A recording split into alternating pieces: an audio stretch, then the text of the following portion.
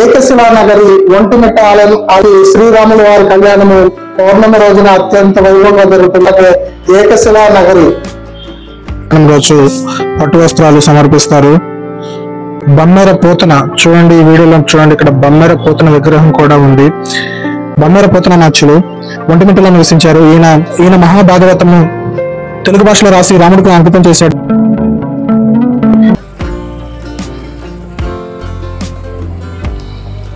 Hello, అందరికీ నమస్కారం.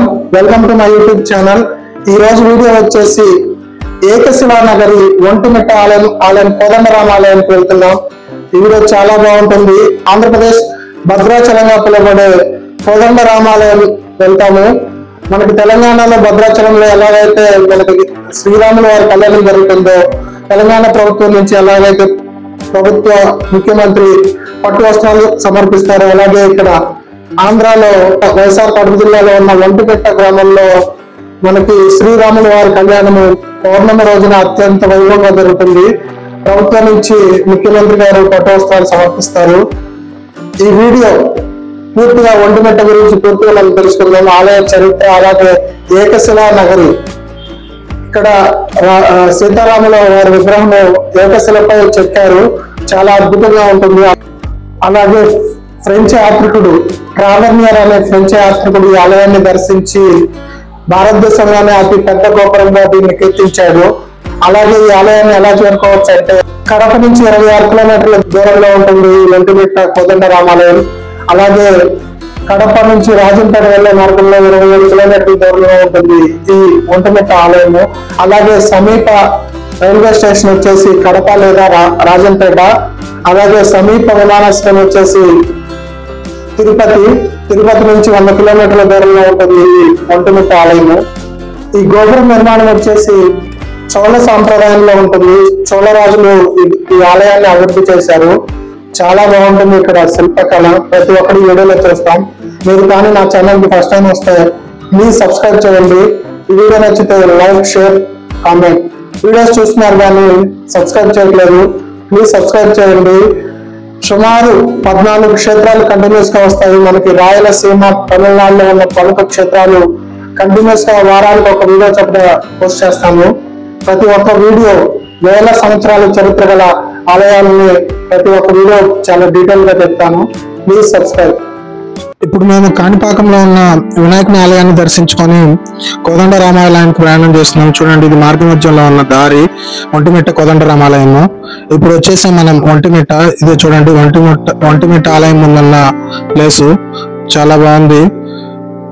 శ్రీరామనవమి సందర్భంగా సీతారాముల కళ్యాణానికి సిద్ధమవుతుంది ఒంటిమిట్ట ఆలయం. చూడండి, విద్యుత్ కాంతుల మధ్య, అలాగే ఇక్కడ బ్రహ్మోత్సవాలు కూడా జరుగుతాయి. శ్రీరామనవమి బ్రహ్మోత్సవాలు చూడండి.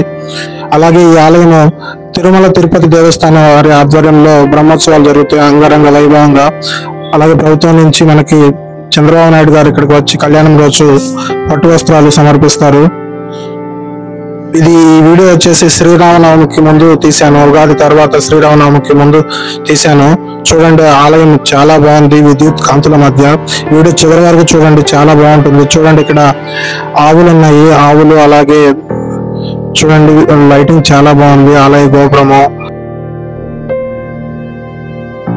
అలాగే ఈ ప్రాంతంలో నివసించిన గొప్ప రచయిత బమ్మెర పోతన చూడండి, ఈ వీడియోలో చూడండి, ఇక్కడ బమ్మెర పోతన విగ్రహం కూడా ఉంది. బమ్మెర పోతన నాచులు ఒంటిమిట్టలో నివసించారు. ఈయన మహాభాగవతము తెలుగు భాషలో రాసి రాముడికి అంకితం చేశాడు. అలాగే వాల్మీకి రామాయణాన్ని తెలుగులోకి అనువదించిన ఆంధ్ర వాల్మీకి అని పిలువబడే వావి కొలను సుబ్బారావు కూడా ఇక్కడ రాముడిని పూజిస్తూ గడిపాడని మనకి చరిత్ర చెప్తుంది.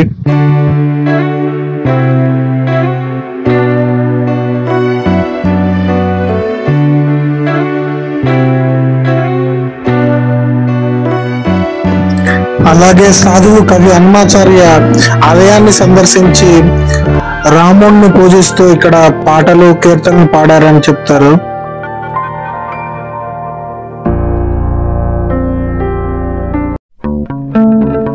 చూడండి, శిల్ప సౌందర్యం ఎలా ఉందో. ఆలయ గోపురము చాలా బాగుంది కదా, చాలా అద్భుతంగా ఉంటుంది. ఇక్కడ వాతావరణం కూడా చాలా ప్రశాంతంగా ఉంది. చూడండి, విద్యుత్ కాంతుల మధ్య ఎలా ఉందో. హనుమంతుడు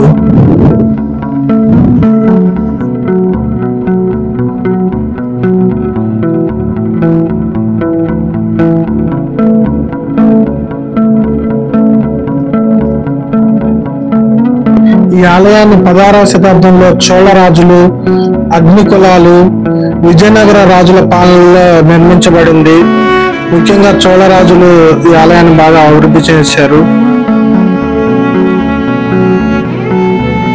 చూడండి ఇక్కడ శిల్ప సౌందర్యం ఎంత బాగుందో, చాలా బాగుంది కదా, చాలా చక్కగా చెక్కారు శిల్పాలు. చూడండి ప్రతి ఒక్క స్తంభానికి ఎంత చక్కగా చెక్కారో. భారతదేశం అంటే దేవాలయాలు, దేవాలయాలు అంటే శిల్పకళ.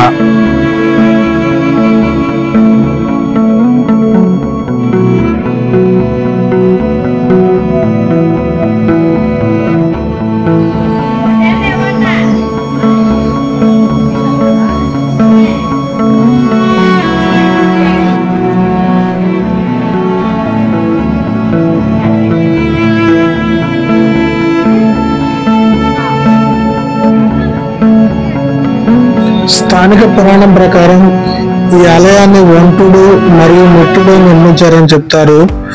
వారు బోయ వంశీయులు. వీరు దొంగలుగా మారిన తర్వాత రాముని భక్తులుగా మారారు. ఆలయాన్ని నిర్మించిన తర్వాత వారు రాతిగా మారారని చెప్తారు. ఇక ఆలయ చరిత్రకు వస్తే,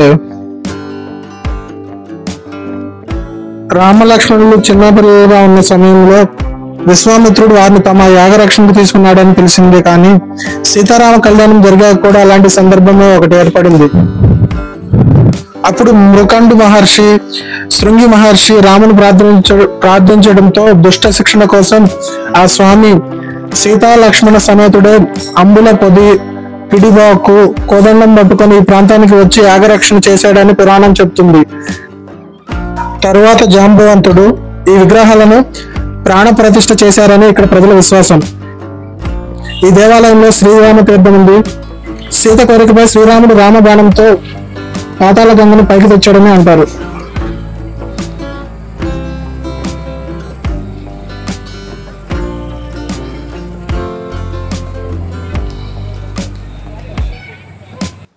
చూడండి ఇక్కడ ముగ్గులేస్తున్నారు కళ్యాణంకి.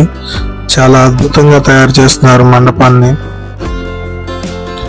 మొత్తం లైటింగ్ అలాగే కలర్స్ బాగా వేశారు ఇక్కడ. చూడండి అలాగే కళ్యాణానికి ఏర్పాట్లు కూడా చేశారు. చాలా ప్రశాంతంగా ఉంది వాతావరణం ఇక్కడ. అలాగే ఇక్కడ శిల్పకళ నైపుణ్యం చాలా బాగుంది. చూడండి శిల్పాలు ఎంత బాగా చెక్కి ఉన్నాయో.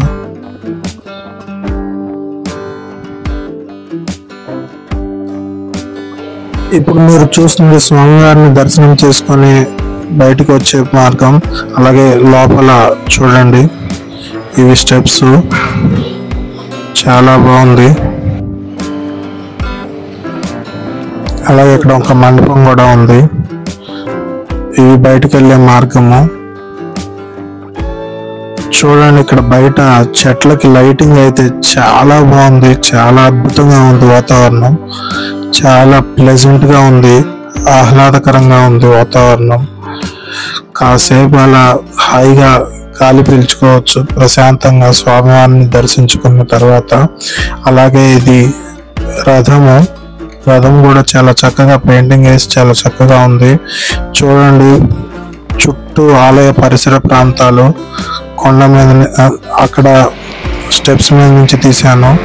ఇది మెయిన్ రోడ్ బయట నుంచి వ్యూ.